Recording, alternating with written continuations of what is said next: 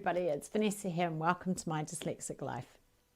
Today I want to talk about making decisions. Why are making decisions so hard for a dyslexic? Do you get overwhelmed when you have to make a decision? Listen to the rest of the video and find out why. My Dyslexic Life is brought to you by Remarkable Minds and the Truth About Dyslexia course. Check them out at the link. Hey everybody. So today we're talking about decision making. Oh my God, as a dyslexic, making a decision can be so overwhelming. And there's kind of a few levels to this.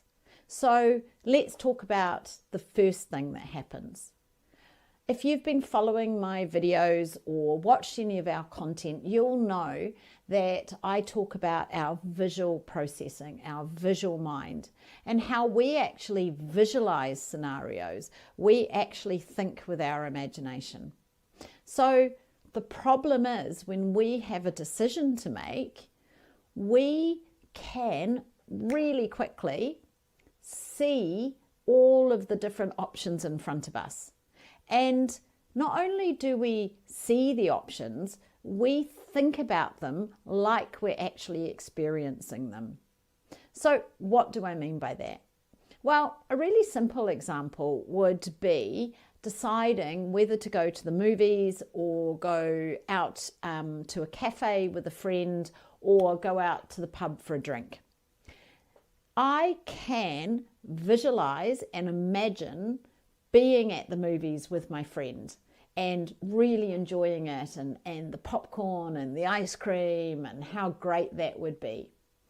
Then I can imagine being in a cafe with my friend and being able to have like a really in-depth chat with them and eat some cake. And then I can imagine being in the bar with a group of friends and having a great laugh and the energy and excitement that that would give me. So I do this without even consciously knowing that I'm doing it. This is my dyslexic brain in action. It sees all of those choices and I kind of get involved in each choice and I can feel the positives of each choice. So then I'm like, well, I don't know what I want to do. Do I want to go to the movies? Do I want to go to the cafe? Do I want to go to a meet in a bar? So then I kind of avoid making a decision because it's just too hard. I don't see the negatives and positives of each decision. Of each choice. I just see each choice like it's happening and like I've done it. So then I just feel completely overwhelmed because I really don't know which one I want to do. And the thing is, that's a simple decision, like, what am I going to do tomorrow night? But we also have this with big decisions. Should I leave my job? Should I change relationships? Should I move? We do the same thing, whether it's a small decision like what should I do tomorrow night with my friend, or whether it's a massive decision.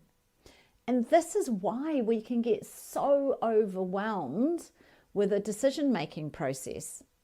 And it really is, we see and feel and imagine all of the possibilities. We don't naturally have the ability to prioritize, or we don't naturally have the ability to think through the series of steps that it would take to get to the end point. So by that, I mean, I might be thinking about going to the movies, going to the cafe, going to the bar, but actually the cafe is going to be closed at the time I want to go. So that actually isn't available. And going to a bar, well, that would be really good, but maybe I'm trying to save money, and so going out and buying a couple of glasses of wine is just going to be too expensive. So going to the movies is the best option. But it's with the tools that I've learned and to know how my brain works that I can now do that. if you don't know how to do that, we get stuck in that decision kind of overwhelm where we just go around and around and around. And then often what we can do is we abdicate to someone else to make the decision. So I've got a very dear dyslexic friend who, she's one of my closest friends. But actually, if I email her a choice, she will always come back and say, whatever you want to do. And I find that really stressful because I don't know what I want to do. That's why I'm asking her to make the choice. But because she's dyslexic as well, she's like, oh, I don't know, whatever you want to do. So I just wanted to bring your attention to this. And, now I know that I can get lost in that overwhelm and all of those decisions. So now I do take a deep breath, and a technique that I have learned to do is visualize each decision. So really visualize going to the movies, visualize going to the cafe, and visualize going to the bar, and see which one feels right. See which one you are going to enjoy the most, and then make that decision. And maybe it won't work out. Maybe the cafe will be closed, and then you can have another decision. You can choose one of the other options. But I really wanted to talk today about how we get stuck in this.